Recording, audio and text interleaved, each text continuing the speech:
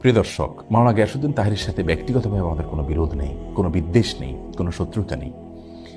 আমরা কোনো আলেমের নাম ধরে সমালোচনা করার সম্পূর্ণ বিরোধী। আমরা কখনো কোনো আলেমের নাম ধরে সাধারণত সমালোচনা করি না।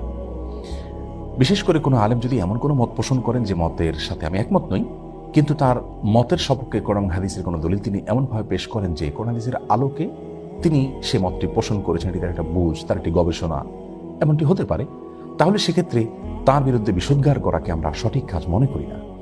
কিন্তু গানে গানে এখানে মাওলানা গিয়াসউদ্দিন তাহের সাহেব যে কথাগুলো বললেন, আল্লাহর দনরা সুলকে দিয়া গেলেন আল্লাহ গায়ের হইয়া, আল্লাহর দনরা সুলকে দিয়া গেলেন আল্লাহ।